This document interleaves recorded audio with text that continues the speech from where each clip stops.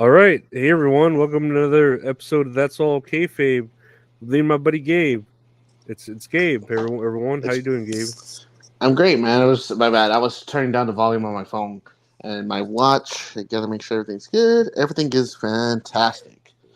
Hell I'm in yeah! a good mood, man. It's like I'm getting married this week, so pretty exciting. I was saying that's exciting, right? That is right. It's like look, I gotta do the blink twice if I need help, right? No, that's no, cool. I mean, yeah, it's man. it's not like you Ric Flair and it's like the fourth or fifth time or whatever. It's the first. Oh man, I it's like by the fifth wedding, I'm gonna play a Ric Flair drip when I come out, like Ric Flair does with all 20 of his weddings. You're gonna blade yourself and just go woo Woo! I'm gonna woo. walk down like styling or profiling, fake paint on the floor. But try yeah, to try to get to the top rope and never make it. it's like I'm gonna climb on top of the podium, and then Giselle's just gonna grab me and just fucking Yeah. throw me off. You land on your side, never on your flat on your back. Yeah, I'm just gonna go like just flopping on the floor and everything. Oh man, but no, Oh, it's exciting news, man. Me and Giselle been together for 10 years, man. It's completely insane. We're finally doing the deed. yeah. Um, yeah, it's gonna be a courthouse wedding. I mean, nothing wrong with that at all. And No. then next year we're gonna have like the big like ceremony, like party, everything like that. So pretty excited, but nervous at the same time. But it's a good nervous. I mean that's cool. No, I congratulations and yeah, I know it was a long time coming and hope it's the first and the last marriage I or know. whatever. I hope so too, man. That's like I was like, not unless we do something bad, but it's like I don't want a divorce, and she's kind of like the same way too. And it's so crazy because like her grandparents, um, been together for fucking years and years and years. I think they got married like when they were like, you know, it was a whole different generation back then. So they got married when they were like 18 or 20, like just right out of high school. But they've been together for 54 years. I was like, that is fucking crazy. But Yeah. it's like, I fucking love them to death. Like, there's some, like, her grandpa's one of the funniest fucking people I know. Like, he cracks me up. He's, um, he's a Vietnam vet. He's like slightly racist, but it's funny a little Yeah, bit. yeah, yeah. um, Different times, and different times. yeah, and then I have a coworker that I work with, like same age as me, and he said he's engaged too, but he's like, oh yeah, like I've been engaged for 8 years. I'm like, 8 years? Like, holy shit. He's like, yeah, it's like once you're engaged, it's just like I guess it's different for everybody. Like, like when I proposed to Giselle, it was 2021 and we were just enjoying being engaged. Like, oh yeah, like my fiance, that sounds nice. It's Mhm. like just to say and then after a while, I was like, we should probably do something about it. We were really gonna get married or not. So, sure enough, it's just like pedal to the metal. It's like everything's almost paid for. We're gonna take a little honeymoon, and it's gonna be good, man. It's great. It's great. Everything's great. Hell yeah. No, sounds great. Everything's great. Yes, Nothing's wrong. everything. Everything's great. Just tweaking out like Tony Khan, like with the thick frame glasses. You just have to have the camera whenever you like film the guests at your courthouse wedding, just facing the one Oh side with yeah, everyone on one side. dude. I'll have Richard play CM Punk, and he just pushes someone skinny at the wedding. And he just gets him in a fucking headlock. Oh, Richard, he can And he then can play any role. oh yeah, man, Richard, he'd be down to do it too. I think. Well, I wouldn't want him to push anybody at the wedding. Not saying he would, but it's like, hey man, I need you to chill out. Now I could imagine Richard at your wedding looking at his watch like he needs to hurry up. I got work at 4 a.m. He needs to hurry up and get married. Why is he He taking says, so long? Richard, I have Richard as my best man, of course. And I just imagine, like, we're at the altar. And then he just whispers to me, like, the ref, he's all, we need to take this home. It's just the earpiece in. Yeah, he has like the earpiece in. He's not Yeah. even in a suit. He's just in a ref shirt, Yeah. You go just home with this. tucked into his pants, and then it's like I imagine like it's like, do you take him to be your lawfully wedded husband? And then Giselle says no, and then Richard's just there throwing up the X. Instead of brass knuckles, he's got the ring in his in his like his crotch area. tights. Yeah. It's like, do you have the ring? And then I stick my legs out, and then Richard starts patting my legs like to check for weapons. Oh man, Richard, I love you, man. You're great. Richard's cool. Hell yeah. He's a great third man. He never said anything, but he does a lot. I know. Oh, dude, he's the best, man. I absolutely love him to death. But yeah, man, it's good news coming up, man. Good things are coming. Hell yeah! Well, I wish you well in all those in future endeavors of being being wedded or whatever you call it. Giselle was like, I can't wait to call you my husband to people, and I was like, I can't wait to call you the ball and chain. Ooh. Oh, check out the battle axe over here. I know.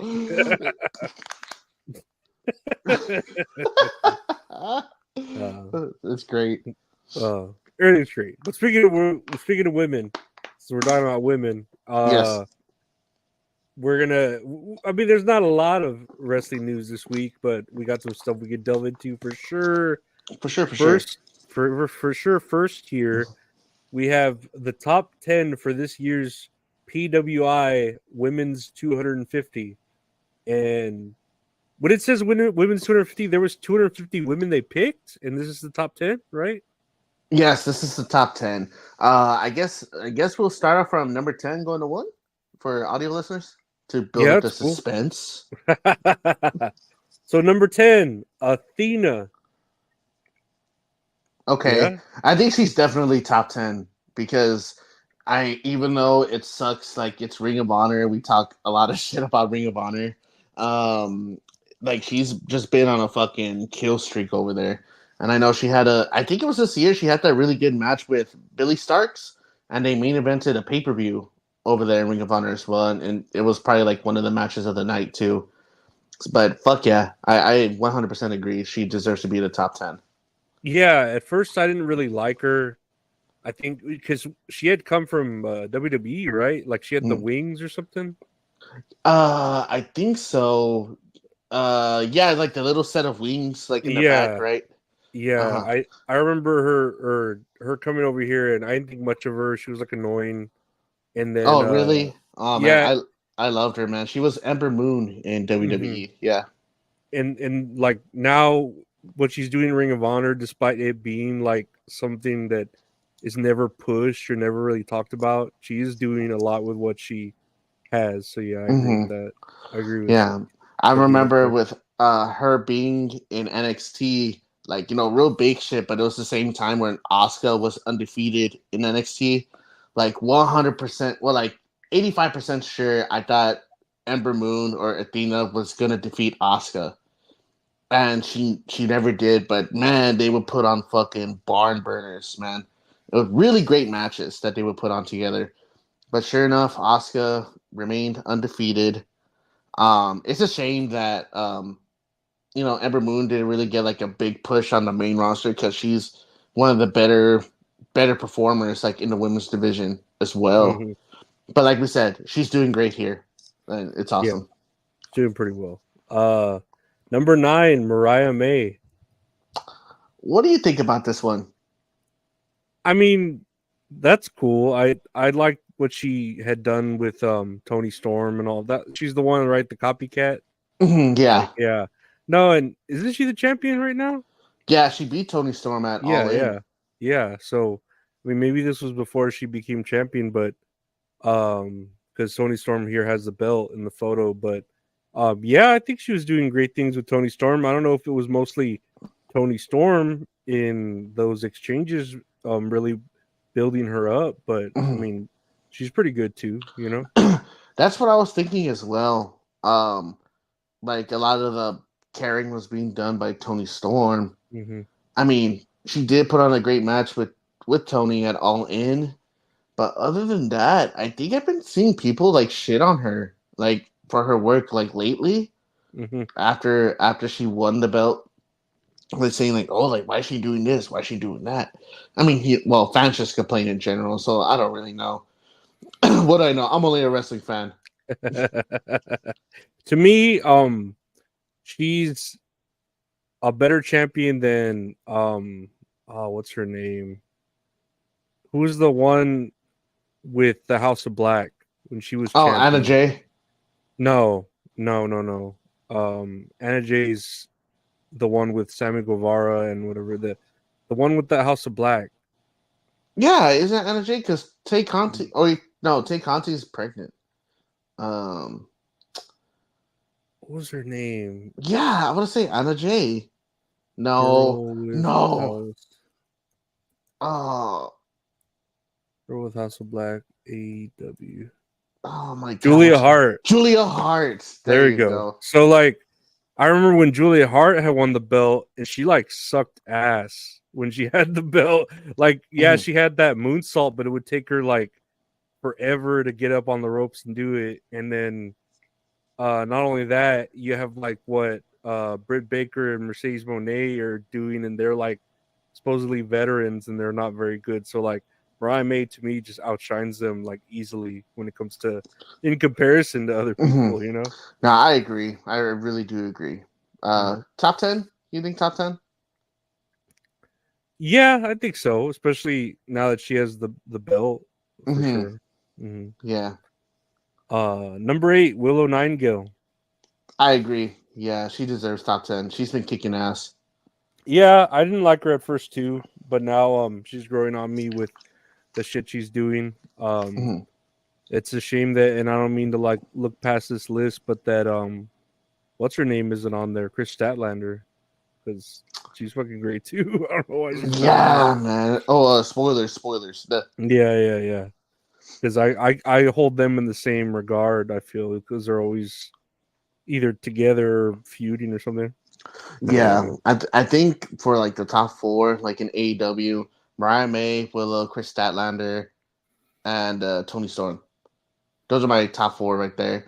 It's like, Jamie Hayter, but Jamie Hayter just got back. yeah, that's why I don't include her in the list Yeah, yeah, because maybe she's still working the kinks out a little bit for being out for like what 18 months. I think yeah. She was out for a good while. she was out for a long fucking time. It's good to see her back, but I think as of right now, it's like I would trust them for to put on good matches. No, for sure. Hmm. Number 7, Bailey. Hell yes, I agree. I do Mm-hmm. because she deserved like that championship win at WrestleMania. She put on a badass match with Io Sky. Man, I just hate her finisher, dude. Like I really don't understand it. It's so weird. Dude, you know what her finisher is, right? Where she like gets their arm and wraps it like behind her knee and then like grabs the wrist like between her legs and then she like slams her head down, like pushes it to the canvas. I think so. I know what you're talking about. Yeah, I missed the Bailey to belly, like Yeah. just like that slam. It's like so easy to do. Like you could totally Mm-hmm. do that. But I think it's called Rose Plant, if I remember correctly. But that's like my only main gripe about it. Other than that, it's Bailey totally deserves it, and she's been putting on good matches with Nia Jax as well. So that's Do you always a think the plus. Do you think the Rose Plant moves better than Mercedes Monet's special? Twice over, yes. No, Honestly, yeah. dude, like give me a what is it like a power scoop slam, and that's better than Mercedes Monet's finisher. Yeah, that finisher sucks ass. It really That's does. so weird, For man. her body frame, if she were a bigger chick or dude, maybe it would make sense. But no, If she she. kept a bank statement, then that would it would we would even like having this conversation probably. Number 6, is that someone? Uh, Sari? yes, Sari. Sorry, She is. Oh my Sari. goodness, Sari. I just looked this up. Oh my goodness gracious. Um, I think she's in Marigold Wrestling. Sareee. Yes, because I remember they signed her. Oh, okay. So she's a Japanese wrestler. Okay. Yeah, so they signed her to NXT a long time ago, and they just never did anything with her, and they made her like this big deal where it's like, oh, the next like Joshi wrestler like in WWE and NXT, and they never did anything with her. And then when fucking NXT got that remake over that NXT 2.0, and then like everything was like gimmicky again, like Mhm. entertainment purpose wise, they changed her gimmick to be like a Japanese schoolgirl, and Hell yeah, I'm down for that. they just never like used her at all, man. Like they had her on like I think it was like NXT or like the Level Up show that they would show like in the Performance Center, like shit that you would never see like on regular WWE TV. And then I think she requested her released, or they just released her, but she went back to Japan, and now she's in Marigold Wrestling, I believe, and she's one of the main champions over there, which is good because I've saw clips and she has like a killer fucking like what is it called, like a drop kick, but it's not even like a drop kick like Okada does because his is fucking magnificent. The woman, she'll like her opponent will lay on like against the bottom ropes like sitting down, and then she would just run and like do the running drop kick, and then like just kick them through the fucking ropes like with all her might because like they're pretty fucking hardcore wrestlers too. Hmm. But I'm surprised to see her on this list though, which is fucking badass too. I had no idea who she was. I thought that was like Soraya, and they just spelled the name wrong or something. Oh, dude, if Saraya was on this list, man, it's like then this whole shit is fucking debunked. I mean, but I could see this whole PWI being, a list that makes no sense. I could see Yeah, it really does, man. It's all it's all fucked up. that. Next year, number 5, Stephanie Varquer, and I mean, I've been seeing a lot of hype with her, and what I do see of her, it looks pretty good. You know, But do you think it's enough to put her in a top 10? I mean, I'm looking. If you have Athena, Mariah May, Willow Nightingale, I think so. Especially with just the name. I don't know. When she was getting a lot of hype when she signed or when she was about to sign, Mm-hmm. and then that whole like issue and she did sign, and the other companies were like, "Oh, she's canceling her dates because of blah blah blah." So I feel like, yeah, that sounds bad, but there's still like a lot of hype behind her. Yes, yes, I know what you mean. Yeah. It's like my only gripe with it is, I mean, like we saw her match with Monet at NXT. I mean, not NXT, at AEW this year, and then I saw her in her debut match in NXT like a few weeks ago. I haven't seen her in anything else personally, like because I know she was like a big thing. Like AEW does that shit where it's like, oh, it's a big wrestler from like CMLL, like another company. Hmm. But it's like, I don't watch CMLL because I don't know when it comes on. But those are the only two matches I know that she's had. I mean, she's great. She put on a really great match at AEW, but Hmm. that's the only one I know. And then, like you said, there was that gap where WWE signed her, and then they didn't use her for like a really long time, and then they finally debuted her. It's weird to put her at number 5, like over Willow and Bailey. I Yeah, mean, just based off of hype and not really. I don't know. Maybe they are going off of other matches that she's had, because obviously she's been that other champion mhm. from CMLL or whatever, and I couldn't tell you. All I know is I think she's hot, and I Oh remember no, all dude, the yeah, she looks great. and the hype surrounding her. I was like, yeah, I think that makes sense, because I know the name now from the AEW Forbidden Door bullshit, and Forbidden then Door, that's what it yeah, was. You're 100% correct.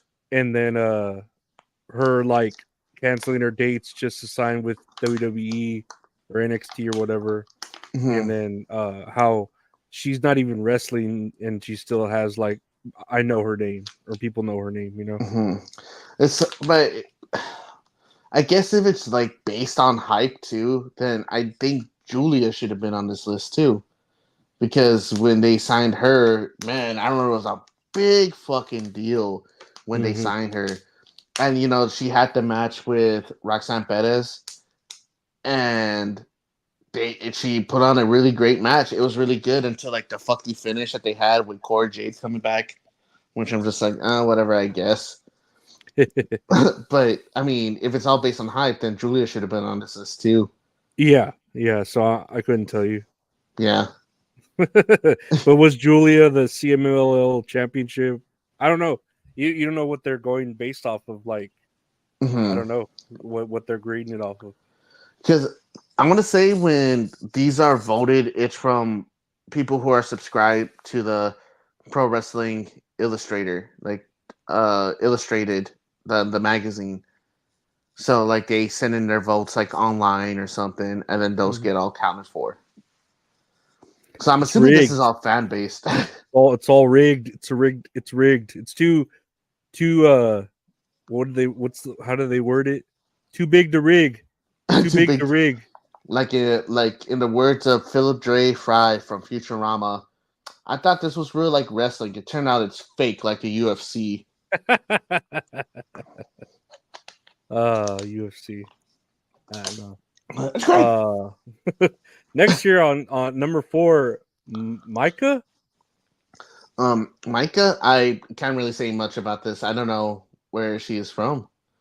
Maika. Maika. Wrestler. Oh, from Stardom. Okay.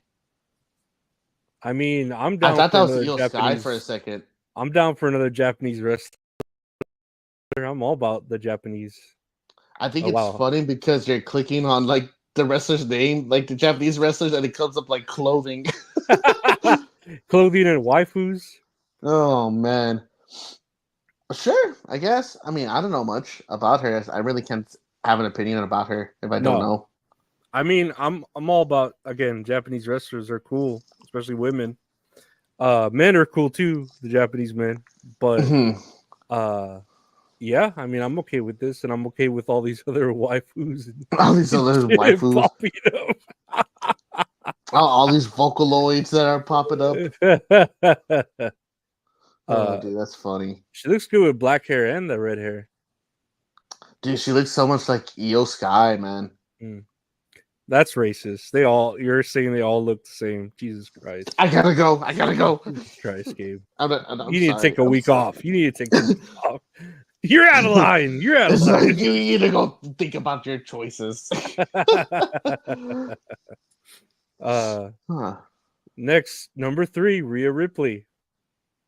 Yes. I would definitely put her in top 3, 100%. Yeah.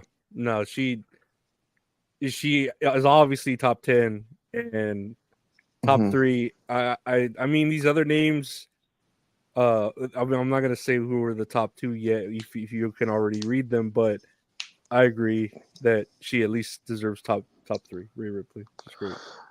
Dude, yes, she could ruin my life. No, wait, that's Liv Morgan. I was like, Liv Morgan's ruined some people's lives. Oh, so many people's, man, dude, her too, dude. I don't care, man. It's fine. No, Rhea Ripley deserves every top 10. Hell yeah. Top 3. Even when she's not wrestling, like I'm pretty sure she was injured like for a while too, and she could still that was this year. Yeah, it might have been right where she was like injured a good part of it, had to drop the belt, and was still like able to be a part of shit, you know. And still a big thing. Like she was undefeated for like a very long time, and just for her to drop it because of injury, like that's a shame. You know, I think she had it for like over a year too. The women's championship. Bullshit. Number 2, Jordan Grace. Yes, I would agree too. She's been making ways up. Like this NXT TNA merger, like it's been doing great things. I think it's fucking doing fantastic things for Jordan Grace, man. Because she's like the main one they've been like promoting like through both companies. Yeah, the crazy thing is I could tell you Jordan Grace, like I know the name, I know she's like their champion, Mhm. but I'll forget like who the men's champion is, or Oh yeah, you know what I mean? Like she's more of a name for TNA than the men's champion or their tag team men's champion or something, you know, like I can't think of who. I don't know, the knockouts champion, right? Or the yeah. crisscross. She's the knockouts champion. Mhm. I don't know who like the X champion is. I don't know Do you who know? the Do you know who? I know only because I saw the last pay per view. I was there when it happened. Mhm. But do you know who the TNA World Champion is? You'll be very surprised No, when isn't it I. like Dolph Ziggler or something? Yes, Nick Nemeth. Oh, Nick Namath. There you go. Nick Yeah, he's got a Nemeth. different Yeah. name. He's got a different Um, name. the fucking tag champions. It's the System. I want to say, and that's with Eddie Edwards and Brian Myers. And the X Division champion. I want to say that's Mike Bailey. Mm. I want to say it's Mike Bailey. But like I said, it was the last time I saw it, and that was because I was live there in person. Yeah, yeah, yeah. No, yeah, I think Jordan Grace is doing good things for Oh the yeah, company. and like still doing shit like back and forth, man. It's crazy. Hmm.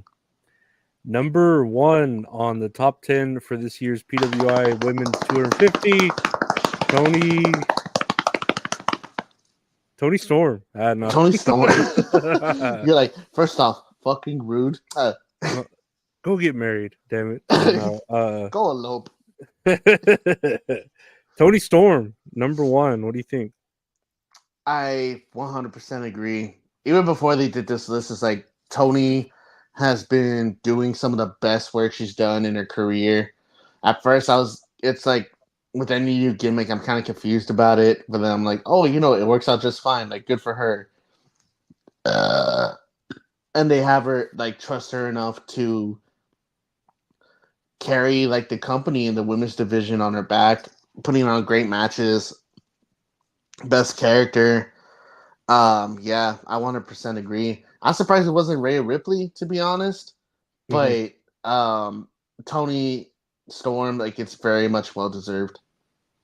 Yeah, yeah. I don't know. She's like bringing like interest to the women's championship there. She's a good character and a pretty good wrestler. And yeah, no, she's like hot and interesting to watch. You know, she's not just Mm-hmm. like hot, but she's got a good fucking character going, you know.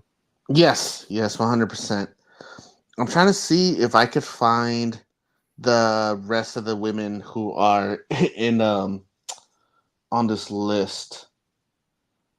Okay, it gives me the top 20 here. Um, okay, that's cool.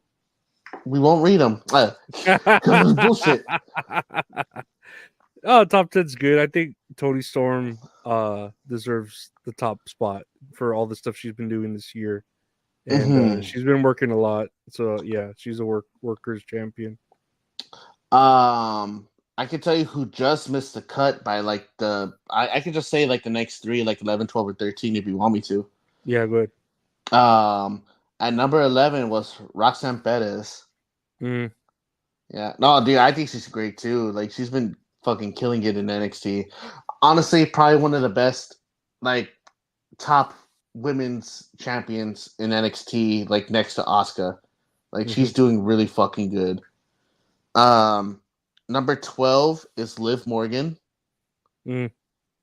and number 13 is Io Sky. Yeah, yeah. I could go with another Asian wrestler. The next, oh wait, no, I was gonna say the next one's Asian, but I forgot. Io Sky, she's a WWE superstar. But spoiler alerts, um, Mercedes Monet ain't even in the top 20. Neither is Britt Ooh, Baker. ooh, that hurts. I know. Nobody wants them. I'm sorry. Now I feel bad. Now I feel bad. Man, dude. And it's so funny because when I looked at this list, a lot of people were shitting on Mercedes Monet. Like, oh, like what a bust. Do you think she's a bust? I mean, I'd still bust. But I mean, getting married. Oh, But oh yeah, shit. she's I don't know. She's really like been paid. We pretty much know like that she's been paid a lot of money to go where she's gone, and she's really not doing anything. And it's like, man, you're kind of dragging that TBS belt down that fucking Jade Cargill built up, after so long. God, dude, I still can't believe that was the same fucking belt. That is Mhm. insane. Yeah, it's a shame. I don't Not only know. that, she's a double champion too, right? Oh, she does have like was it the CMLL? I don't. Audio listeners, I just shrugged my shoulders. Yeah, Like I'm yeah, not we too don't know. sure. We don't know. We don't know. I don't know. But that's the women's top 10. Of course, Mhm. Mercedes Monet and Britt Baker aren't anywhere to be found, and that's a shame. But Files not found. 404 oh error. well. We can move on here to what we have here. Hiroshi Tanahashi announces that he will be retiring from professional wrestling on January 4th, 2026 at Wrestle Kingdom. The legendary President Ace who saved New Japan will be calling it a career in just over a year's time. Hashtag NJPW, hashtag NJKOPW. What do you think Hmm. about this? I feel like it's we're getting to that age now. Or I'm getting to that age where I'm just like, man, all my favorite wrestlers are just retiring, and it's breaking my heart.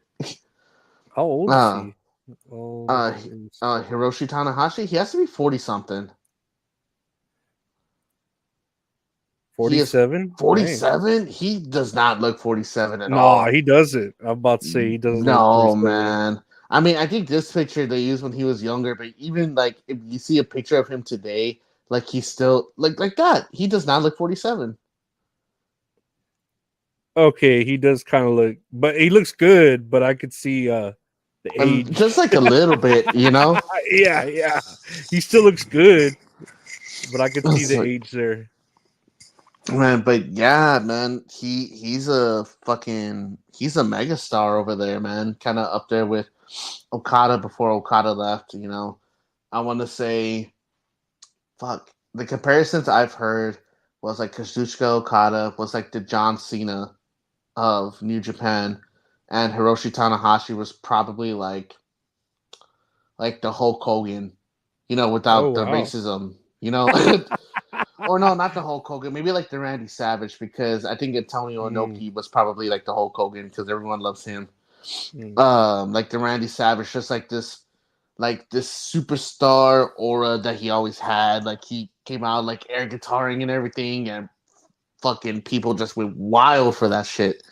It was crazy, and he's a great performer, a good wrestler. He has a really good frog splash. I like his frog splash. Um, it's a shame to see him retire, but hopefully he can still like do stuff like in the back, like for New Japan to help continue it grow because that's always good for business. No, I don't know. I mean, I know that name, and I don't know much about him, but it's good for like a wrestler to retire on his own like merit, and you know what I mean. Like it sounds like he's retiring because he wants to, and it's sort of like a John Cena thing where not because of injury, not because of this, but because like okay, I'm like Peacemaker. I because of Peacemaker season 2, because I've I've done what I want to do, and Hmm. that's it. I'm leaving. Thank you everyone. Yeah, don't be like Ric Flair. And then it's not a rup too. It's like, oh, I got one more year, so y'all know.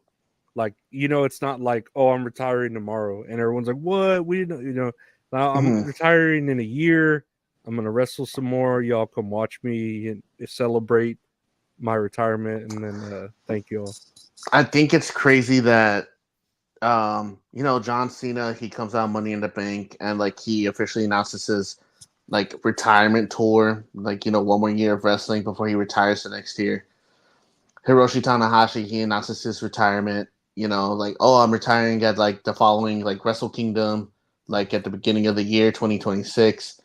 And then it just hard cuts to Bryan Danielson being fucking choked out with the bag over his fucking head, gasping for air, putting a dog down. Oh, Exactly. man. Yeah, we don't want to go that route. We want everyone to want to retire on their own sound body and mind, you know. Yes, don't please recycle. Throw away your trash bags. Mm-hmm. Yeah. Saves the earth. Prevent a vegan from being choked out. Well, don't throw. Well, yeah, throw them away. I'm sorry. Don't recycle them because Yes, they get stuck in the machinery. yes. So. Okay, I gotta make sure I say that again. For Giselle. Mm-hmm. Throw away the trash bags. They are not recyclable. Mm-hmm. See, Lorenzo agrees. Yeah, Reddit will tell you, amongst other things. But I throw my straws away. I'm saving the earth. Eesh. Eesh. Right?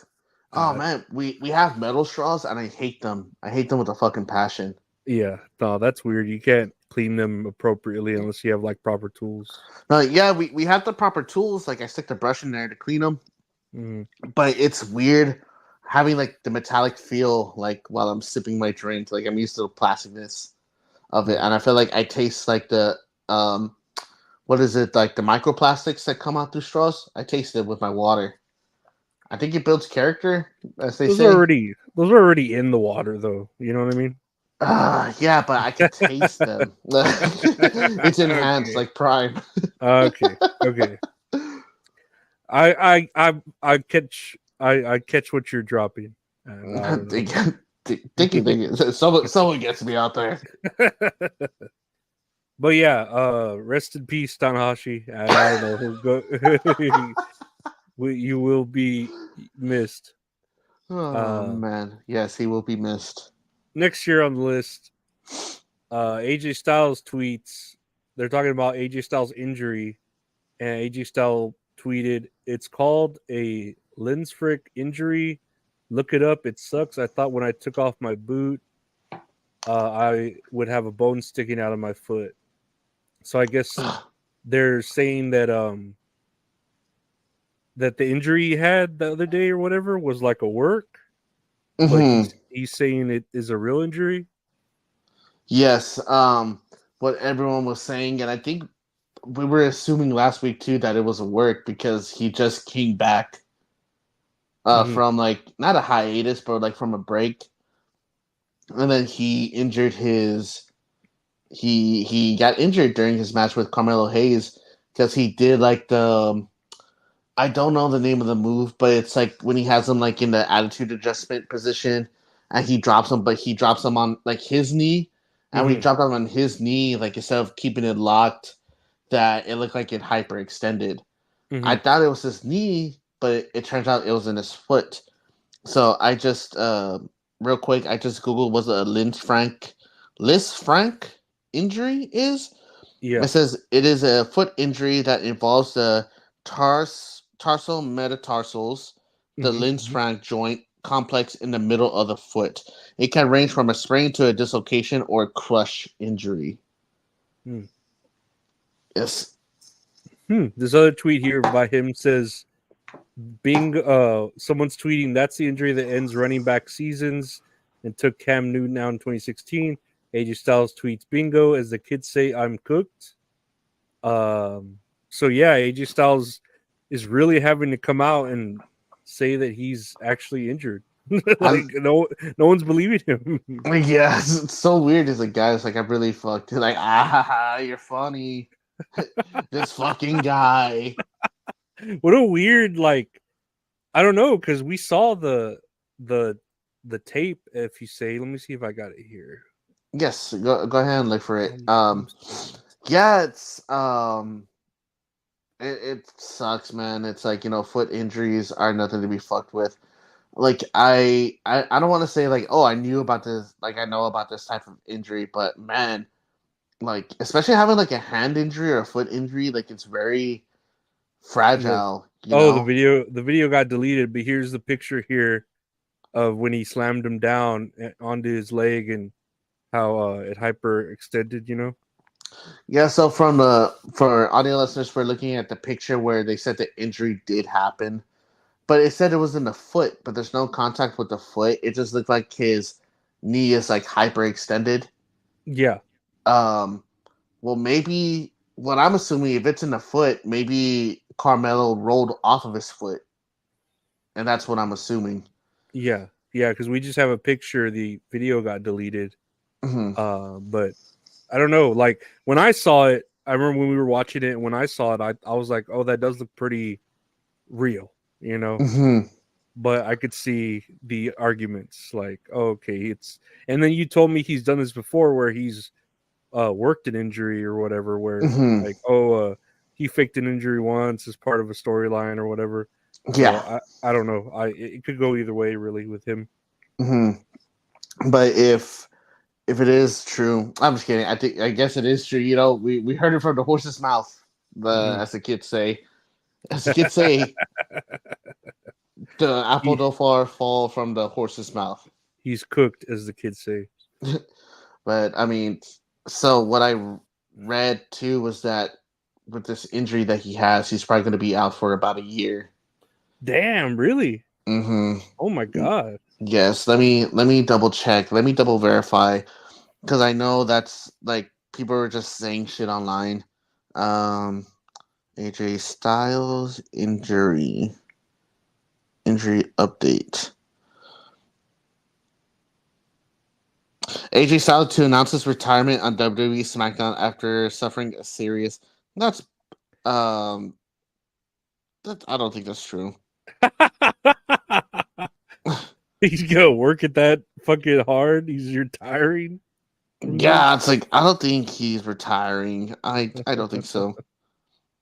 It's like I see a cultaholic fucking Lord. their fucking thumbnail for the video, and it shows AJ Styles in big quotations. I'm cooked. Phenomenal stuff of an injury, a midfoot ligament sprain, but continued to show footage of Styles and the injury, prompting two fans to suggest that maybe this whole thing was a work and part of a storyline. Unfortunately, that doesn't appear to be the case. Oh, this is from Newsweek.com. Before I continue on, yeah, it just talks about that he took it to Twitter. You know what we just read. While it would be certain to be sad to lose a phenomenal one, he could definitely look back on his career with pride. Why are they saying he's retiring? What the fuck? Well, he's gonna bust a Mark Henry and like fake everyone out with the retirement shit. Honestly, maybe. And it just talks about his accolades, like everything he's been doing. That's it. It doesn't say anything about him retiring. Why is everyone assuming he's retiring? They just want to get ahead of the news, like make it to where they're like, "Oh, we were the first to break it," according to Cultaholic. Oh yes, because this other man, this is fucking clickbait, man. It's like AJ Styles to announce his retirement on WWE SmackDown after suffering a serious injury? Question mark. Chances explored. I was like, man, dude, fuck off. Oh, okay. So it might happen, is what they're saying, but it might not. But it might not.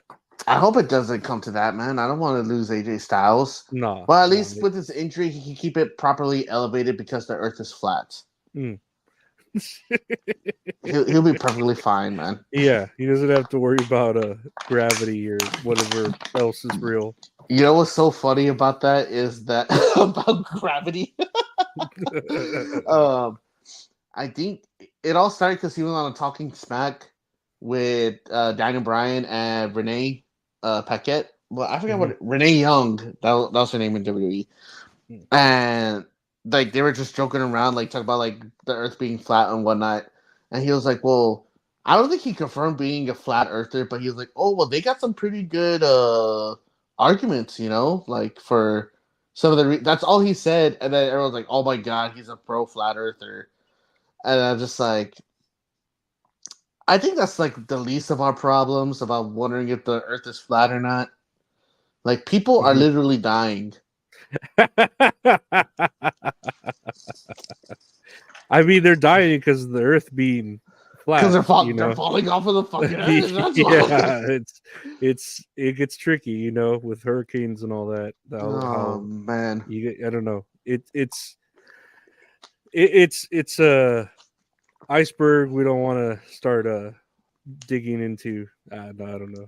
Oh man, as the kids say.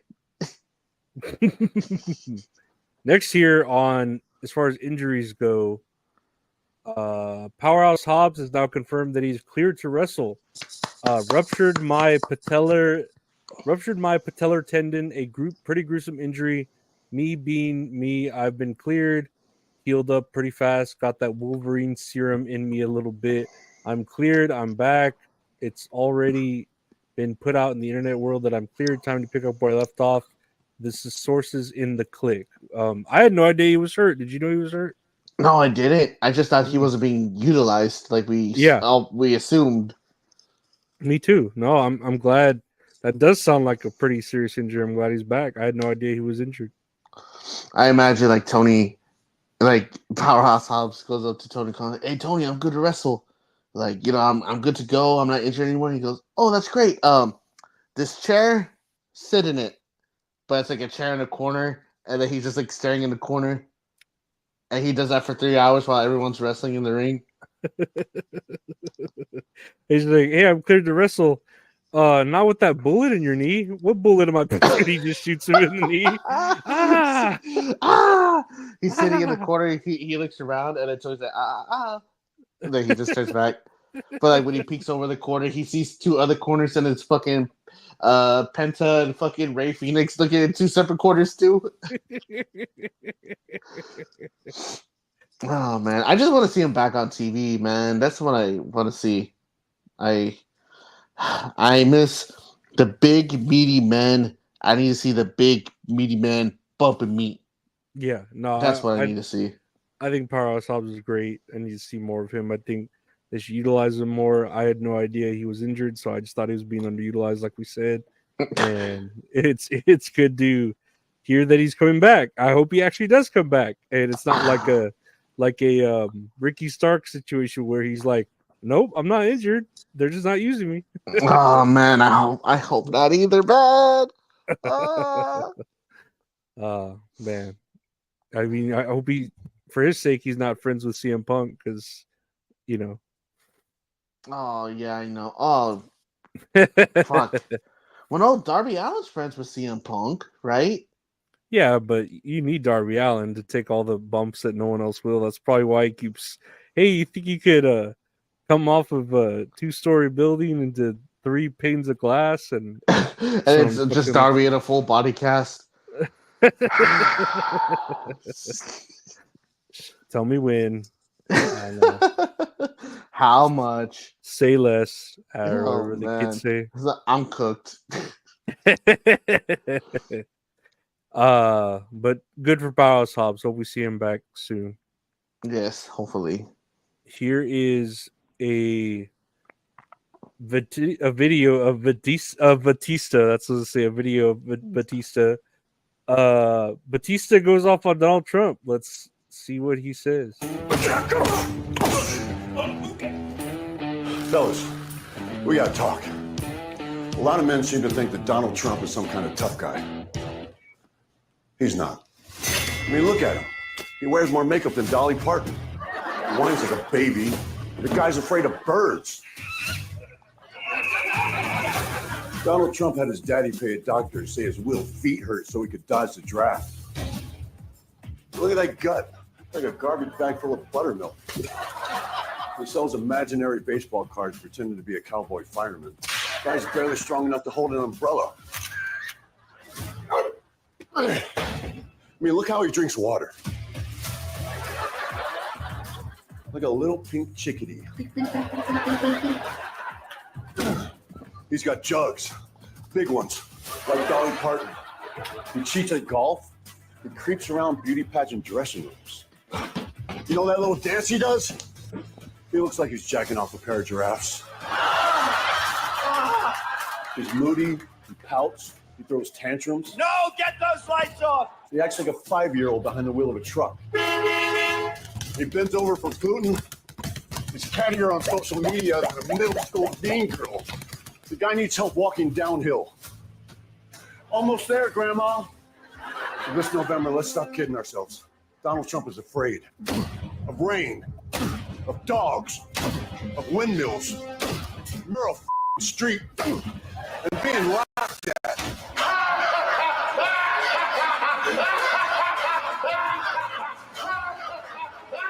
Isn't it past your jail time? And mostly, he's terrified that real red-blooded American men will find out that he's a weak, tubby toddler. Mommy, take me home. Mommy, I want to go home. What's wrong, tough guy? Did someone grab you by the Whiny bitch. By guys who can still see the run. Thank you, Dave. You're an Oh, it's Kimmel. That I was like, on why Jimmy is it- Kimmel. Oh my god. I was watching the video and I was like, why does it say hashtag Kimmel? I was like, wait a minute. I was like, oh, that's not a laugh track. That's actually a crowd. What the Yeah. fuck? Huh. I hadn't seen that all the way through. I didn't know that was a thing. I I didn't know that was paid for by Kimmel for Batista to say it about Trump. It's very weird. Oh man. I could check off clips of Donald Trump jacking off 2 giraffes off of my 2024 bingo card. I guess. I mean, I don't know. I don't know. This is just political mudslinging. I mean, you could say a lot of things about his how old he is and the things he does for the same things Biden does. You know, like Yes, I know. So I'm just like, I don't know. I don't know about calling him all that when you call Biden that, but it's very weird for Kimmel to pay Batista to do Like a hate, bit. well, yeah, like a hate, basically a smear campaign type bit about Trump. It's very weird. Mhm. Very, very weird. And I guess. Did you ever watch like late night shows? Were you ever a fan of I like Conan and David Conan Letterman. O'Brien? Were they always political? I mean, they would have politicians on as maybe like to make fun of themselves, but Mhm. I don't remember them being this like where they themselves are pushing the agenda like so hard where it's just like, dang, calm Mhm. down, like Jesus, you know? It's like I at my job I get out like kind of later at night, and so whenever I go into the break room to get my lunch bag, whatever, get something to drink, they have the TV playing in the break room, and it's always on late night or like I don't know what it's called anymore because they're all like late night with whoever. But it's with Stephen Colbert. Mm-hmm. And then, you know, like Stephen Colbert, he was on Comedy Central. He had like, was it the Daily Show? Or no, the Colbert Yeah. Report. He had the Colbert Yeah. Report. Yeah. And I was like, oh, like that's funny. And then every time I walk into that fucking break room, like it's just nothing but politics, no matter what.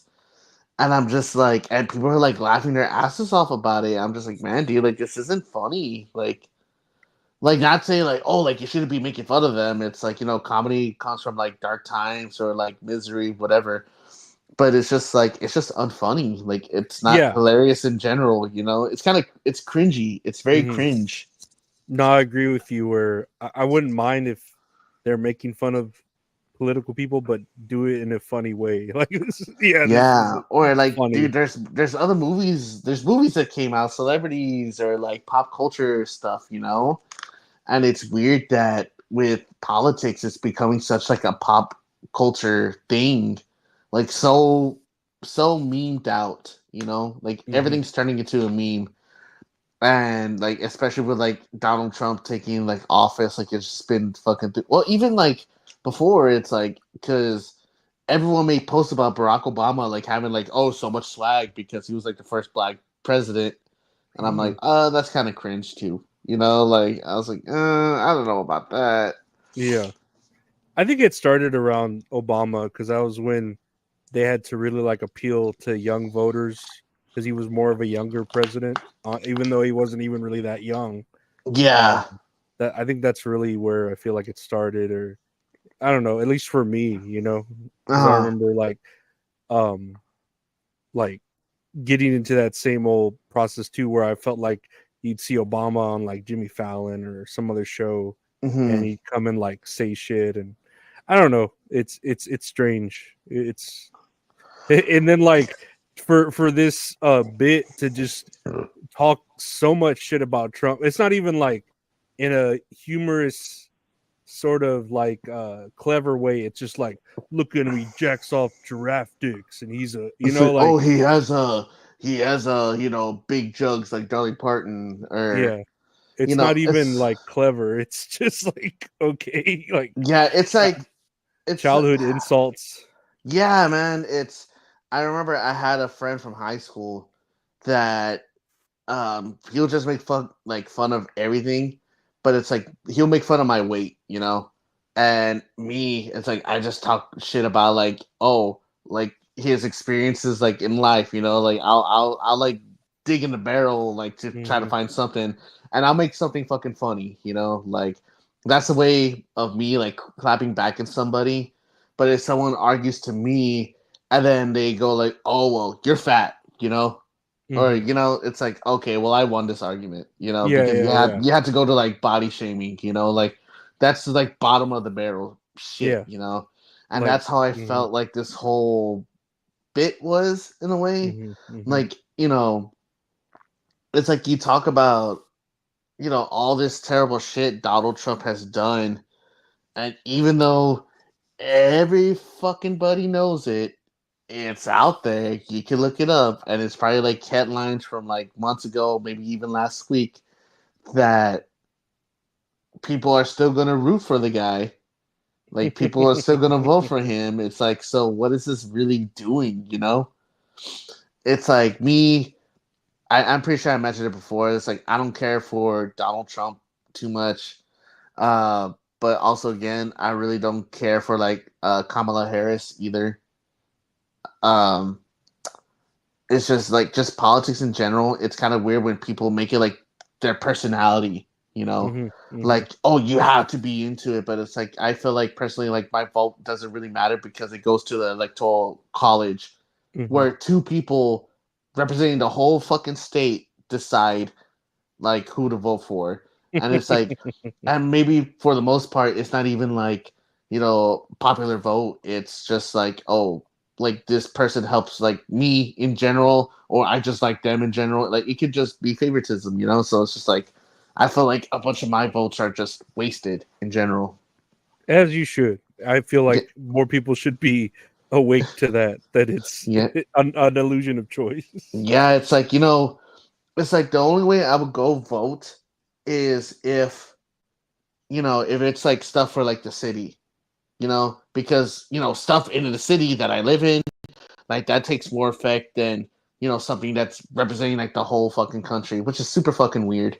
But then again, I don't know anything that's happening in my city because everything's just blasted for like, oh, memes happening with Donald Trump or Kamala Harris. I mean, obviously, this is fucking taking over late night, so she needs to be she's a chameleon. What? She needs to be leg dropped. What? Leg drop? Is she Indian? What? Well, on that same note, we have a video of the Undertaker and Kane with Donald Trump. Oh no! And this is a TikTok. Oh, it's only 16 seconds, huh? Let's see what they have to say. November 5th, Election Mania. Choice is yours. You can go with President Trump, Kane, and The Undertaker, or you can take Kamala Harris, Dave Batista, and Tim Walz. Choose wisely. The nation depends on it. And that should be an easy choice. All right, everyone, November 5th. Okay, that wasn't so bad. Huh. Man, like, how do you feel about Undertaker supporting Donald Trump? Do you care enough? I will say I'm not surprised. Yeah, I'm not surprised either. Because I'm not surprised, but I'm still disappointed. I'm not surprised, but at the same time, it's like, I don't know. Like, do you have to? This has to be like Trump really like, hey man, help me out, Mark, and Mark's gonna be like, yeah, brother, I'll help you out. You know, I'll Mhm. put you over. But Oh man. I don't know. It's just weird that they had to bring Batista into it. So it's basically like shots fired right at that Batista skit. You know what I mean? It's so weird. But then again, Batista hasn't done anything bad, so I think I will 100% choose Batista over the Undertaker. Would you choose? But you're choosing Blue Tista. He's wearing blue tights because he's a Democrat. Oh no, no! Is Blue Democrat? I thought Blue was Republican. No, Red's Republican. Blue's Democrat. Really? Mm-hmm. Mm-hmm. Wow, I'm stupid. I'm getting my colors mixed up, man. I don't see color. I know Triple H. I know. I don't see color. I just see the talent, and I see Indians. I just see Samoans. I just see Samoans. I just see Hawaii. That's what they really need is the Samoan vote. They'll fucking win all rowdy if they got the Samoan vote. Dude, I imagine like the Samoan vote would just make the Green Party win. That would be fucking crazy. We're gonna get more coconuts. You're gonna get all the coconuts. All right. He's like, you want some more coconuts? What? He's like, you want some more ahi tuna? What? Want a roast pig on an open fire? What? That's all you need to fucking win the election. Dude, I mean, give me a fucking roast pig, bro. I'll eat that shit real fast, man. Man. But in all honesty, I don't know. I think it's just cringy when, like, you know, you find out it's like, don't meet your heroes, I guess. Because I personally don't like Trump. It's like, I don't care for him, but it's like, I understand, like, he's a predator too, so I'm not going to support that at all. But just knowing, like, the Undertaker and Kane support Trump, I'm just like, I'm not surprised, but I guess it is what it is. Yeah, I mean, I don't care. They're all old people. They could do whatever they want. They've already, like, I don't know. We're not going to think anything different. We're not going to be like, oh, I can't watch an Undertaker match now because of this, or I can't watch a Batista match now because of that shit he said. Like, I really don't care. Like, like, you know, we have our own opinions too of different things. We just need to, I don't know. Politics is just stupid. Hey, you know what's crazy? It's like, even though we don't care, millions of people are gonna fucking care about this shit. Oh, like, yeah, definitely. And it's just like, man, let me just enjoy the wrestling for the fact of the wrestling. And it's like, you know, they support somebody in a political race. Like, you know, it is what it is, I guess. But it's like, you know, Chris Benoit still murdered his family, and you know, that's where I draw the line. It's like, okay, like, I can totally understand about, like, you know, not wanting to support him, but just supporting like, you know, the Undertaker or Batista because, like, some political belief, whatever. To each their own. Everybody's different, but it's like, I just don't care enough to let this, like, ruin my life. I think it's just more cringy because it's like they're making this about their life, you know? Yeah. But the thing is they don't have nothing. I don't know. I don't think anything really depends on it. They're doing it like for the sake of Trump or for the sake of Kamala. Because, I mean, we don't care because we've got real worries to deal with, like our bills and, you know, like, yeah, man. It's like, I'm legit. I have a wedding to worry about. Yeah. We've got like real, quote unquote, real worries. Of course, they can be like, yeah, I can tell people who to vote for because I already have money, so I don't care what people think about me. But us, it's like, who cares who gets voted for? I'm not going to make any more money if any other person is in office. I'm not going to have any less worries if Trump is in office or if Kamala is. I'm still going to get paid the same. I'm still going to owe the same bills. I'm still going to have the same things to worry about.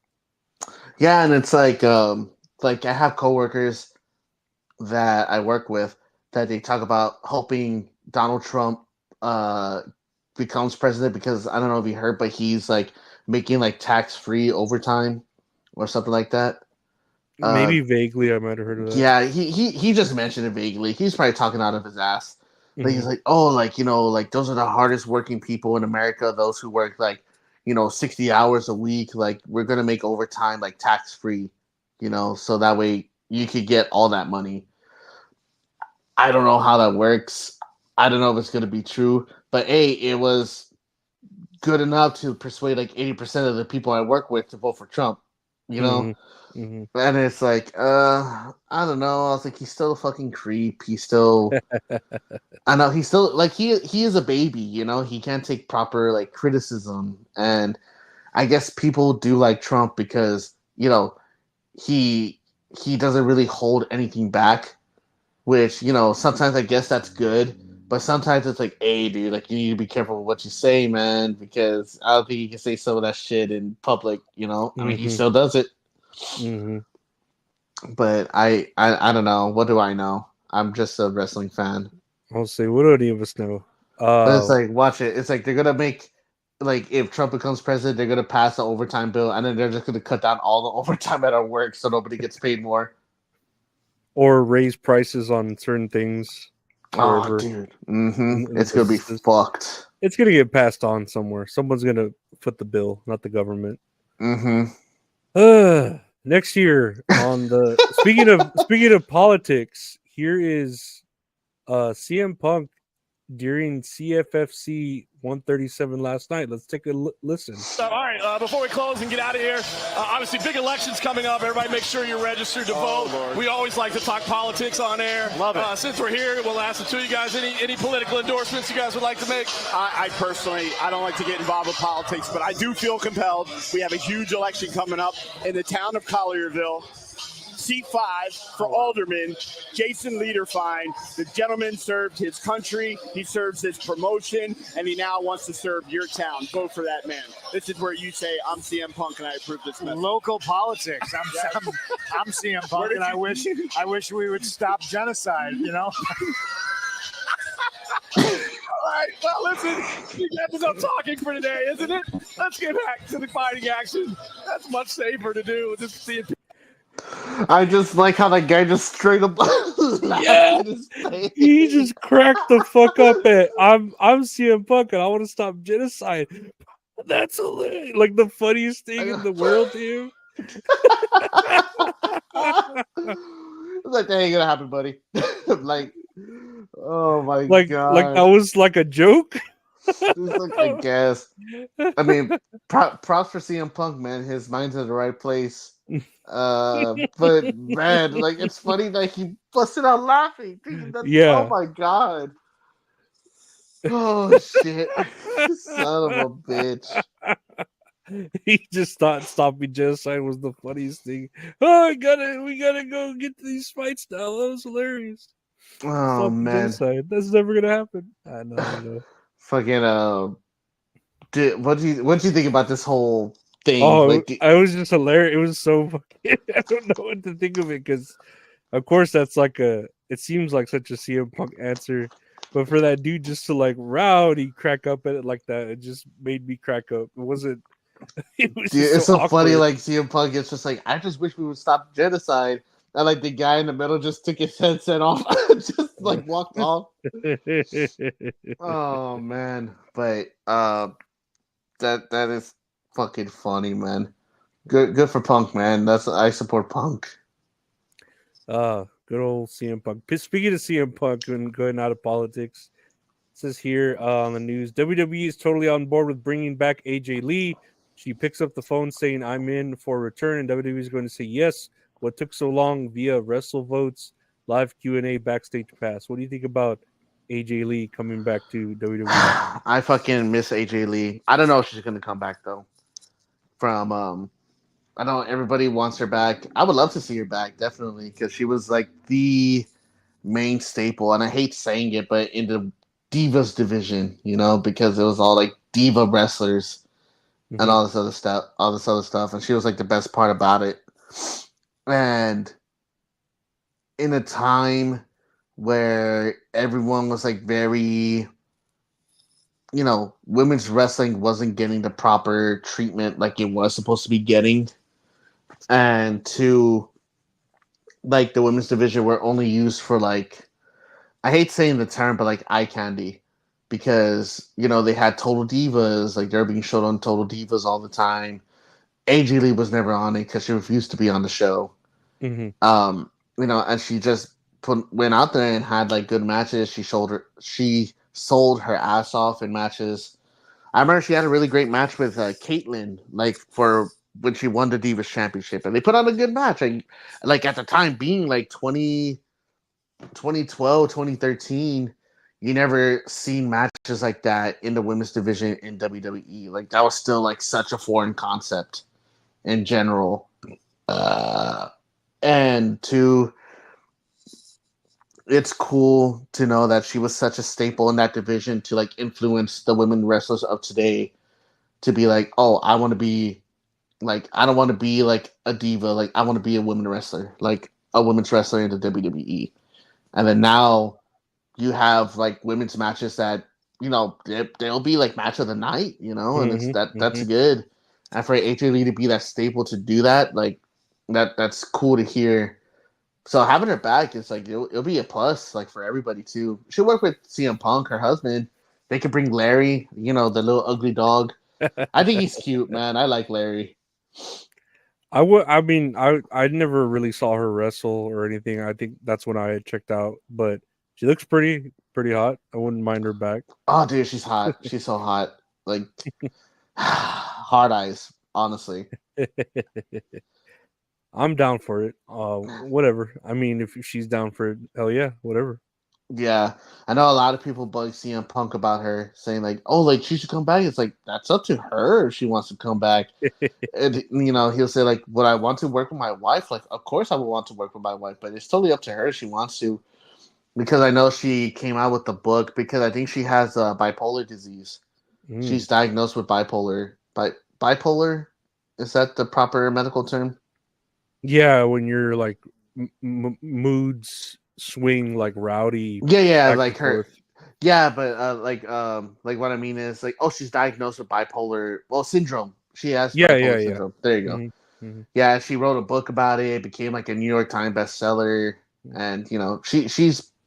I think she's doing fine. If she comes back, that's great. If she decides to stay, it's whatever's best for her too. Hell yeah.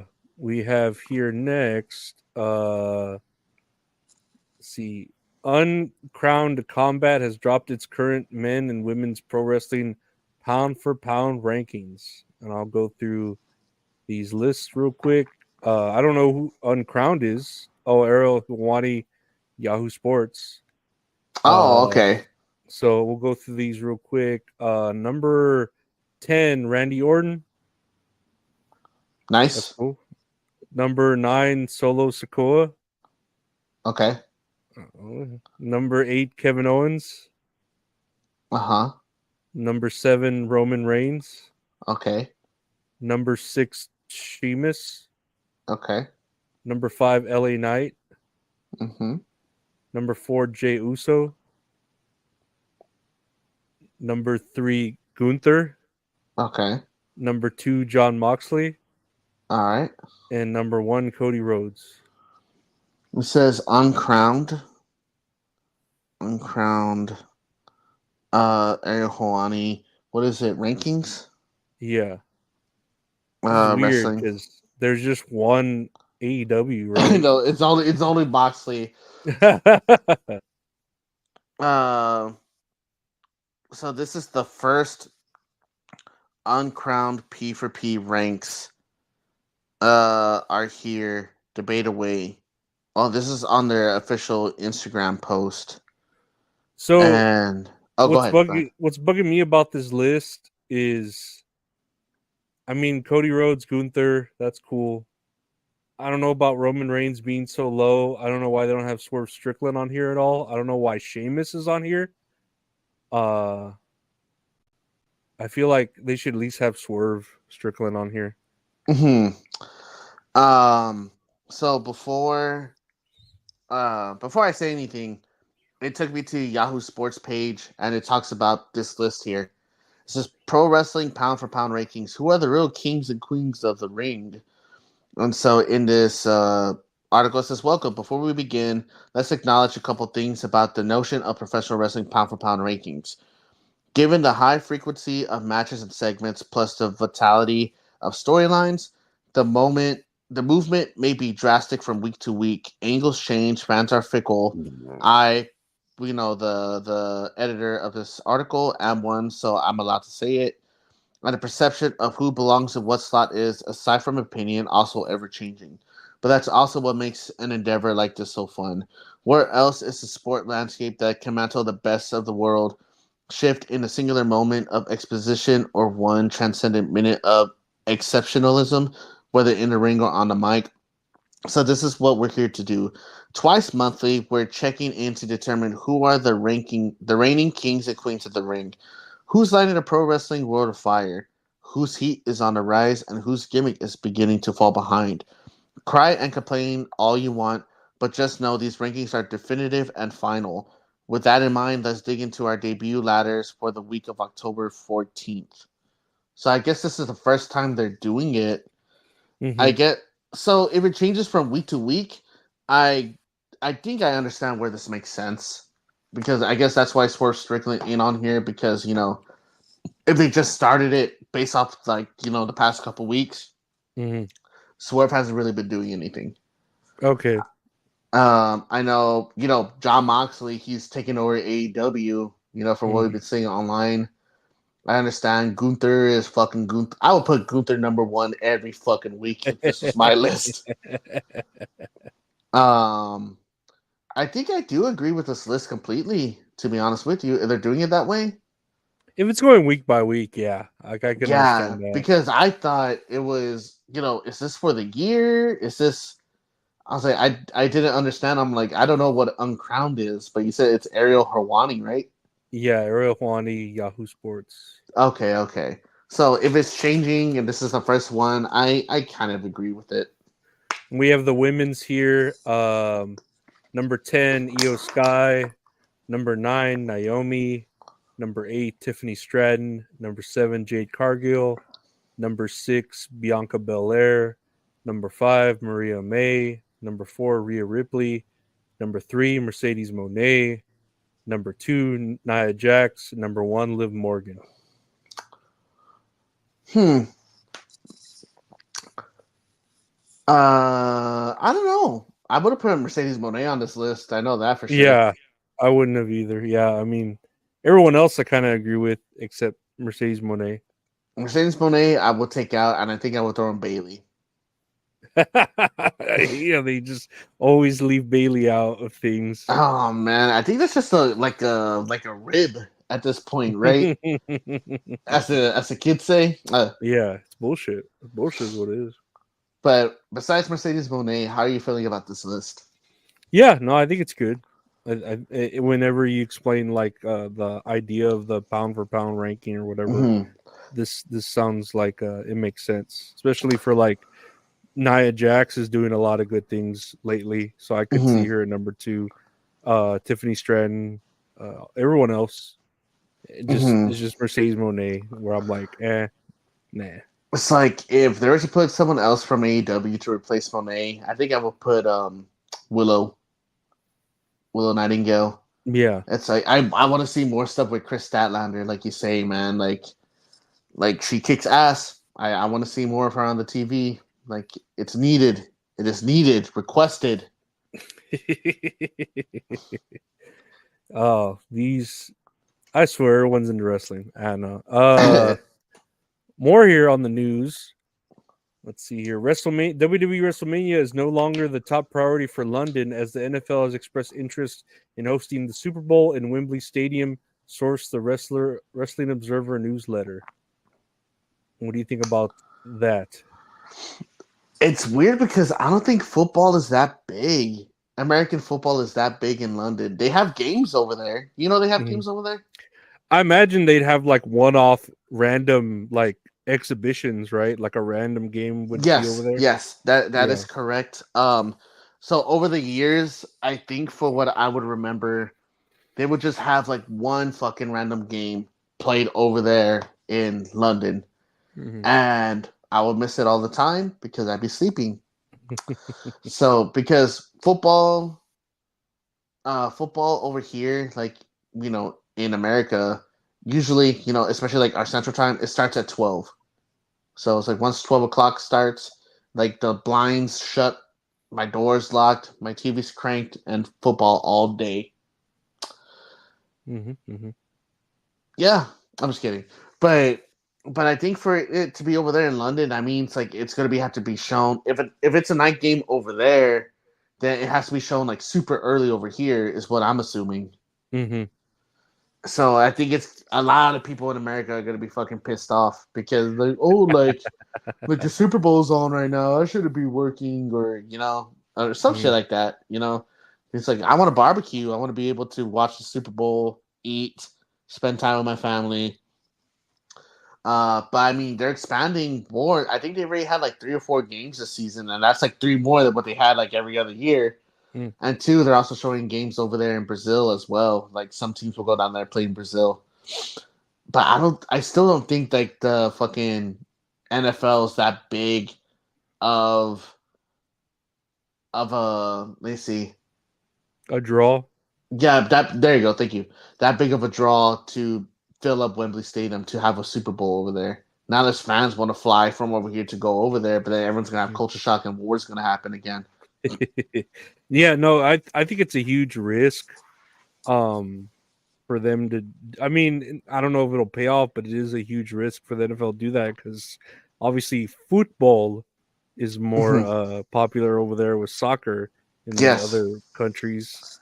American football, I don't know. I mean, it might draw a lot, but I don't know if it'll draw in like the biggest stadium there. And then, like you said, Americans are gonna get all pissed off because it's gonna throw off our fucking clocks, like our body clocks for when to watch it and what to do what and stuff like that. I don't know. Yeah, and I do think probably WWE could do more business over there, especially since WrestleMania is 2 nights as well. Like they could totally have it over there 2 nights, bring in a fuckload of business, and keep it like 3 hours, 4 hours per night. Excuse me, and to still generate a lot of money here from American fans. Like it's a big draw over here as well. But man, Super Bowl, I don't know. I think that's because that's national football. Whatever. I guess other countries are still trying to like utilize it to a sense, but it's not that big compared to like you say, football. Yeah. No, it's gonna be a big risk if they do it, I think. But it might pay off. I don't know. It might just like alienate the fans it already has. But yeah, we'll see. I mean, the NFL is big enough to where they could probably take a loss and still not lose. You know what I mean? Yeah, I think so too. It's like they're a $1 billion company and they underpay all their NFL superstars. NFL superstars? What the fuck? I'm whitewashed. But let's see. Going back to wrestling here. From Cultaholic. Oh no! Original plans called for Darby Allin to beat Bryan Danielson at Wrestle Dream, but it was changed to Jon Moxley to quote jumpstart interest in the promotion. Source to the Wrestling Observer newsletter. The tweet from Cultaholic Wrestling. What do you think about this? That this was changed? Oh man! But to give it back to Moxley though, like really to jumpstart the promotion or interest in the promotion. My guy, it's just bad promotion in general. Like the promotion, like you can have the good wrestling, but it's just the promotion itself. Like you promoting the show, it's bad. That's why fans aren't interested. Yeah, it's not like we have the wrong person, the wrong champion. We need a different champion to jumpstart the promotion. It's like, dude, you've had Moxley as the champion before. What are you talking about? Like, dude, I think he's a 4-time champion now, and that's the most in the AEW. It's like, fuck Darby Allin, one of the pillars of AEW, mind you, and the guy who like legit puts his fucking body on the line every match. Like, God forbid to get this young rising star the push that he needs. Let's just give it back to fucking Moxley, who we know will do decent. I guess. I don't know.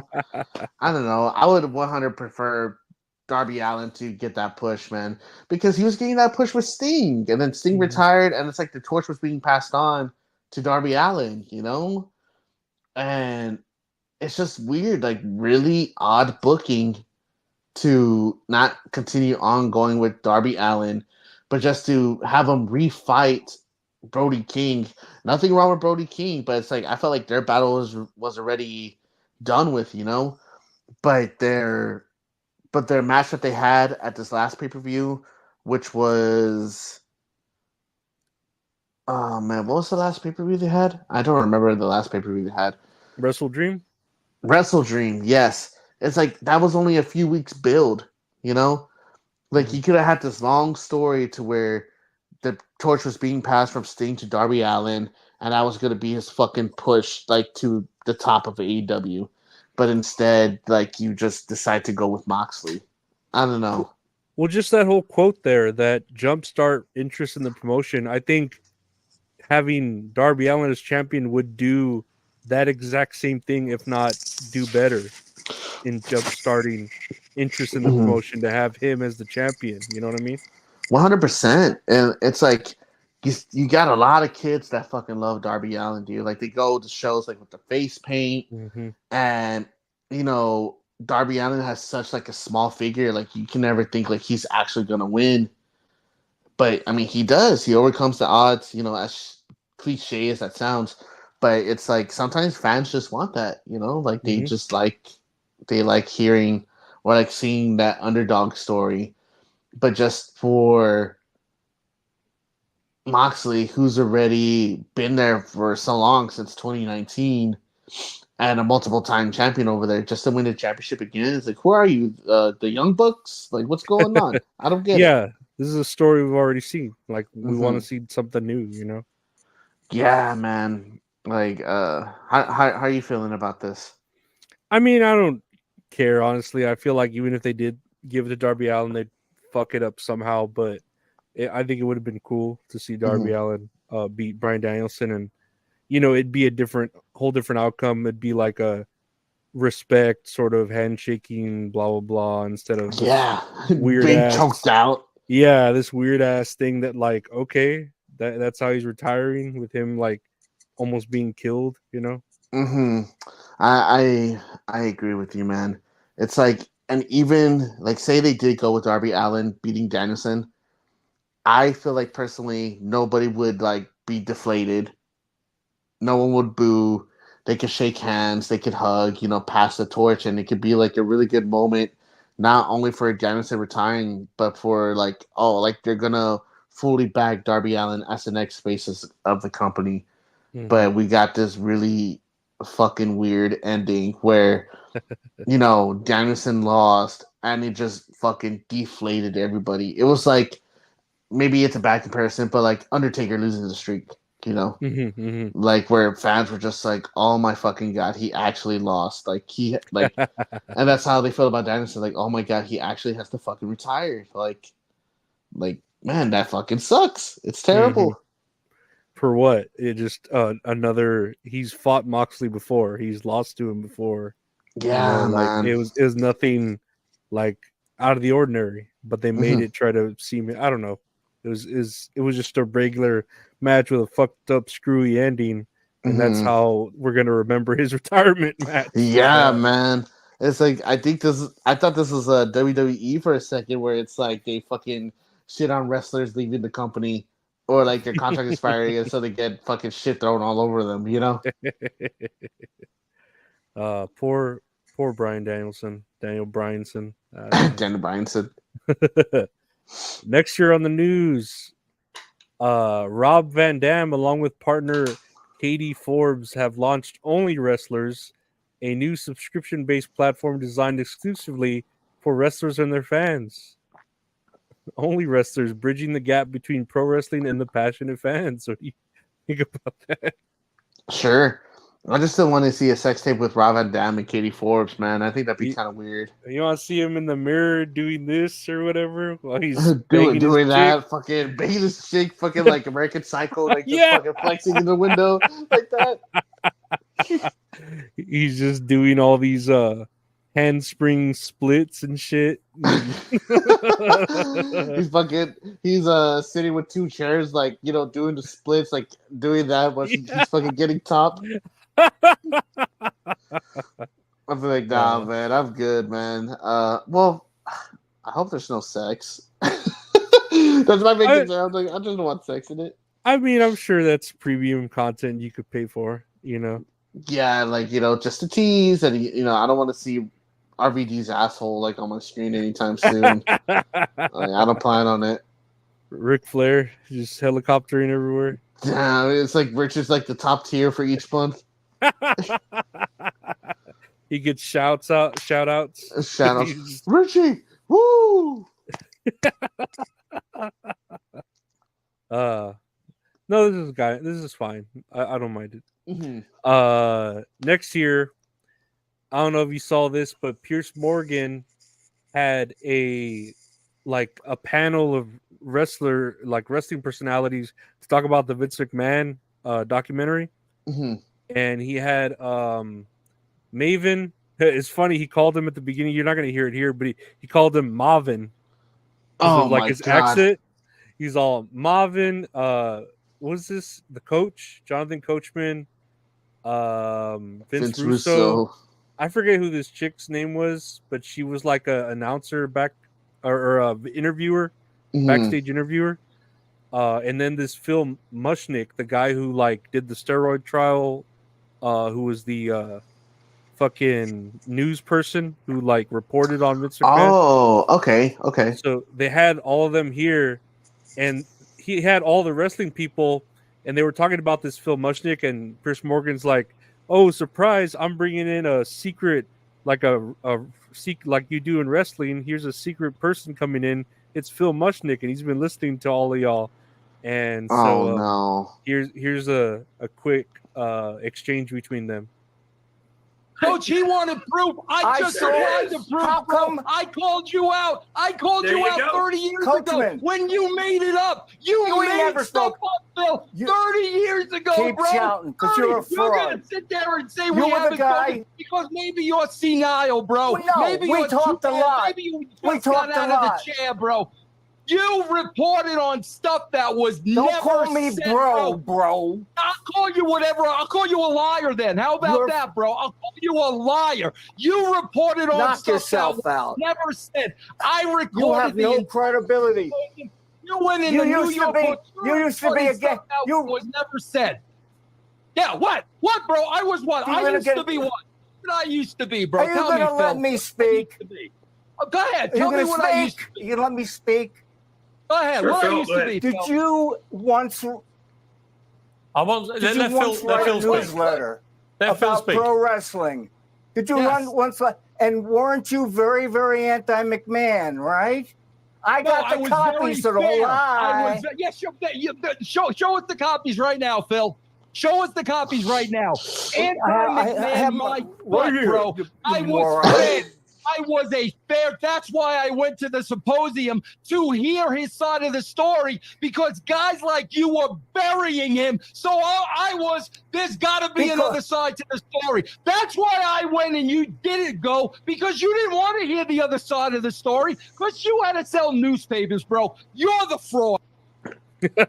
Golly, man. It was a pretty interesting interview and panel until but yeah, you could tell Vince Russo the whole time until this time was like this, trying not to say bro to everyone. Yeah. Like fucking the vein on his forehead, like but shaking. But you could tell he was trying so hard, and then this dude pissed him off, and all the bros came out. Oh man, like trying to be professional, like not. Yeah. bro. He was trying not to say bro. You could tell because he says bro like every other fucking. Did you catch this whole news segment? Yeah, I did. It was interesting. I mean, it's nothing we didn't already know. Like all of them were there with Vince McMahon after the steroid trial, right? Everyone on the panel. So the Phil Mushnick was there like before all of them were there. So of course they had differing opinions. Like Phil Mushnick was like, "Didn't they make you take steroids and all that?" And Maven's like, Marvin. Now Maven's like, I took them because I wanted to. Well, didn't you feel compelled to? And it's like, well, I'd see everyone around me and I'd want to be stronger, and I got prescribed them, and I did them on my own merit. Well, didn't Vince McMahon convince you to? No, it was my own doing. Like, trying to paint. Well, not say paint, but like try to like elaborate on Vince McMahon being like the culprit behind the whole steroid scandal. Yeah, and then the whole idea of them being there too was over the Vince McMahon documentary, where it's mostly about his sex scandals. Mm-hmm. So Phil Mushnick was like on a whole different wavelength talking about the steroid thing, and here are these people here talking about the sex scandal thing. Mm-hmm. So it was just like kind of thrown off. It was so like no, you're pre-Attitude Era, and here's all these people from the Attitude Era. So it like really didn't mesh well at all. They were just yelling at each other. Oh, really? This Phil Mushnick? Mm-hmm. Like, was he doing the same thing where he wasn't like allowing like Marvin to talk? Or eventually Pierce was like, hey, let this person speak. Hey, let this person speak. And everyone was pretty respectable to that Phil dude, except Vince Russo, who fucking, I don't know, he hated him like a lot. I think he had personal beef with him or heat. But everyone else was like real respectable with him. Maybe Coach told him some shit once too, but it was because like they're from completely different times. It's like, no, Phil, you wanted to bring Vince McMahon down at the steroid trial, which was like in the 90s before the Attitude Era. That was like, different, a whole different thing than what we're talking about, which is the sex scandals and stuff, Yeah, because if I remember correctly, like Jonathan Coachman and Maven, they were even part of the Attitude Era. Like they were in it during the Ruthless Aggression Era. Like when, like 2002 to like 2008. Like John Cena just coming in, Brock Lesnar, Randy Orton, Batista, like all of them just coming in the Ruthless Aggression Era. And I remember, like, I specifically remember Maven and Jonathan Coachman like being part of that era. So not only that, it's like a whole generation gap too. Yeah. So it's like you have the 80s, like the steroid scandal era, and then you had the 90s, which was like I think it was called like the new generation era. That was like with Bret Hart, Shawn Michaels, Kevin Nash, like smaller guys like Owen Hart coming in and stuff like that. And then you had your Attitude Era, which was from like 97 to 2001, Stone Cold, Rock, Triple H, DX. And then you had the Ruthless Aggression Era. So I think that new generation era was brought in because the steroid scandal. It's like, because, you had big motherfuckers like Hulk Hogan. Everybody was fucking jacked up.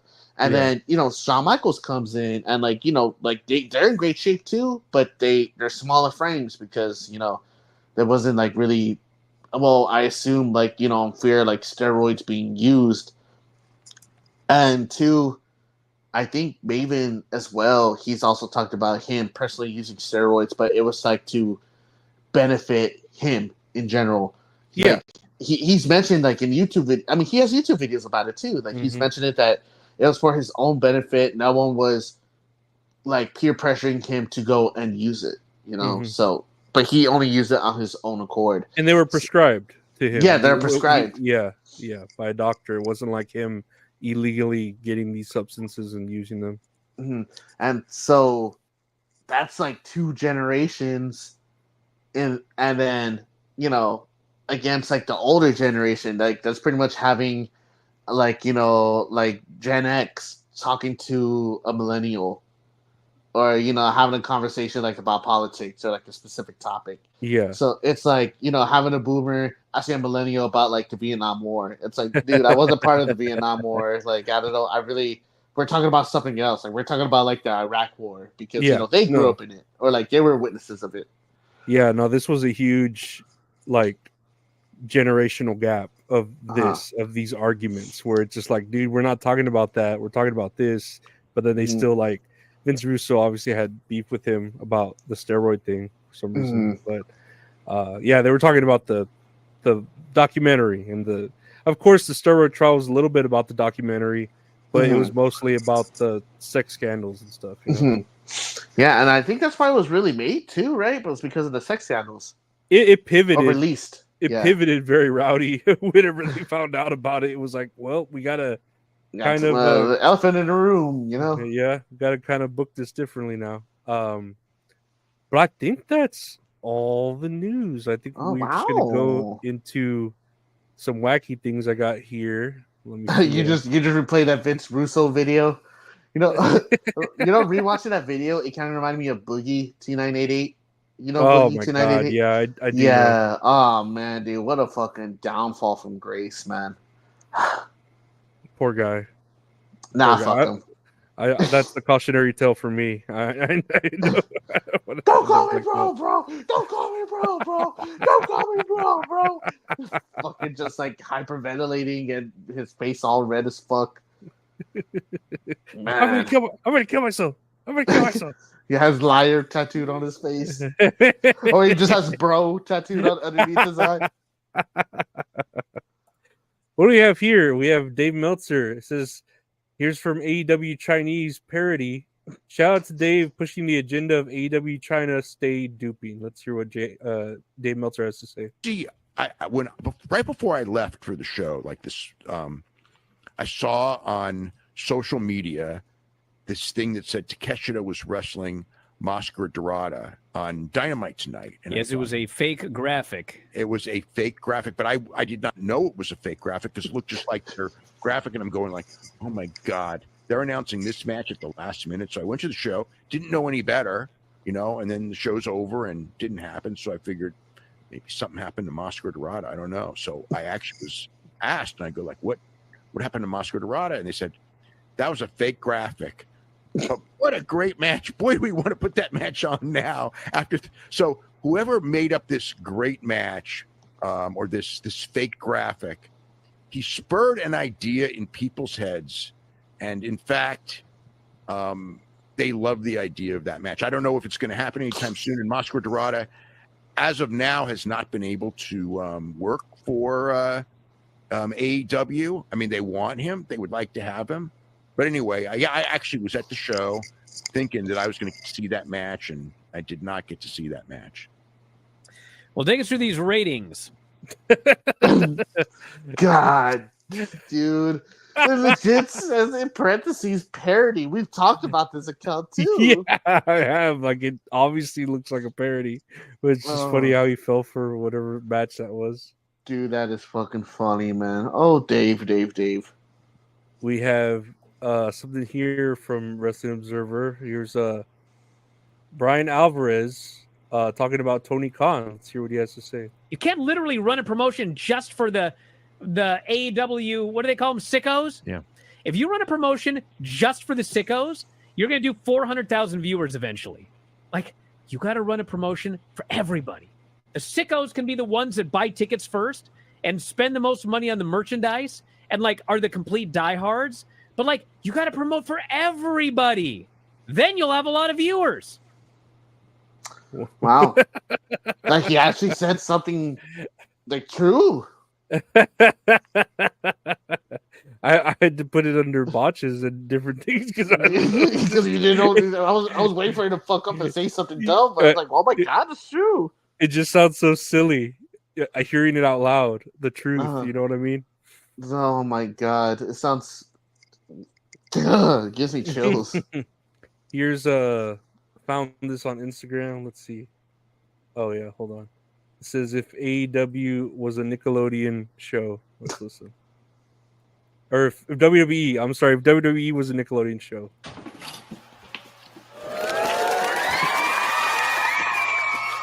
Got a second?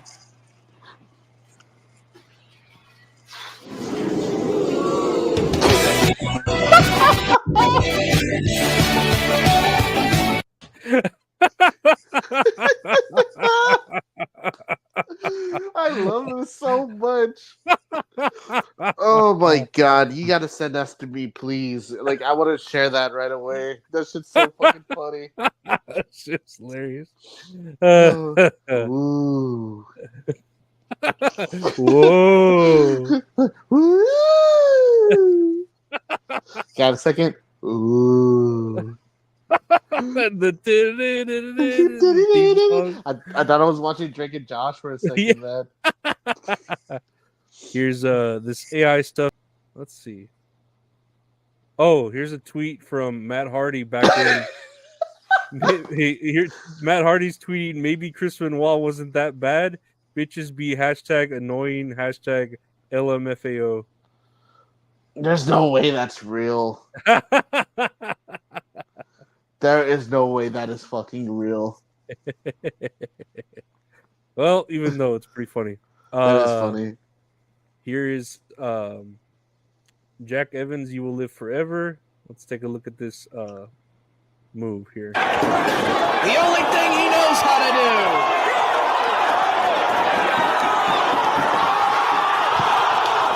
Ooh.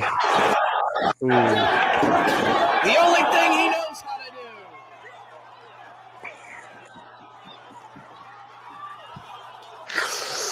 You can hear like God, you hear that thud. You hear like his head just thudding on the fucking basketball court right there. Oh my God. So audio listeners, we're watching a video of a match that happened in Ring of Honor, and it was a steel cage match. I guess it was like a multi-man steel cage match. And Jack Evans he gets up to the top really fucking fast. He runs up to the corner, jumps up to the top of the cage, and then he's facing like a group of wrestlers on the outside, but his back is toward them. And he jumps off, does a double moonsault, but nobody catches him, and his head hits the ground. So that duddy here is his fucking head hitting the ground. Uh-huh. Oh my God, man! He's still wrestling today. I'm surprised he's still okay. I would say just this one fucking shit would be terrible. That shit is fucked up. Lastly here, but certainly not least, we have it looks like here's a tweet from All Elite Wrestling. Looks like Big Boom AJ has answered QT Marshall's challenge.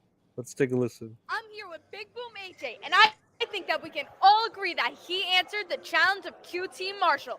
Big AJ, what do you have to say? First off, Ashley, before we get into that, let's congratulate CCW Heavyweight Champion Meadow. Meadow brings the boom!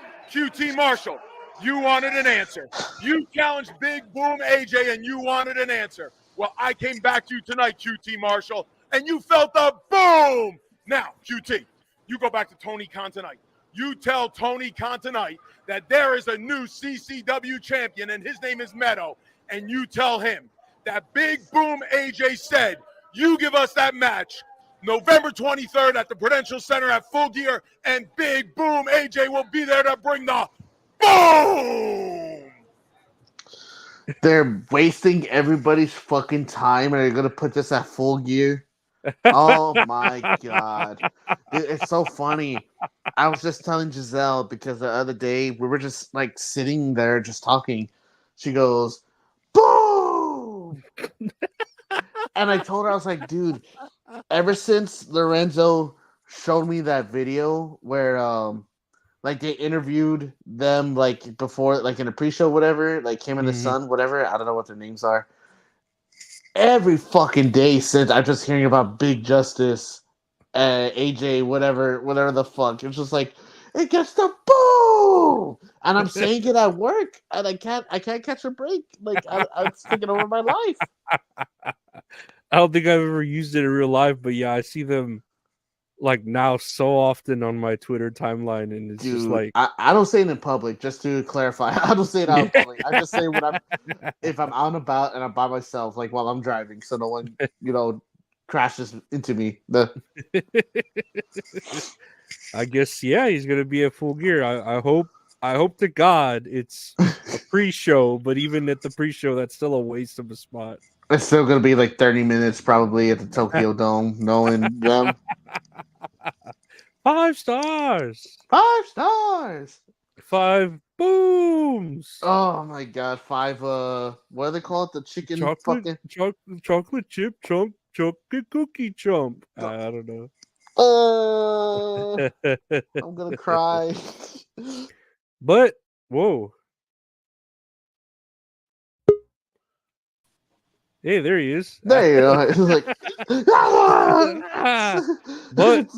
but we're crying because we've reached another ending to That's All Kayfabe, everyone.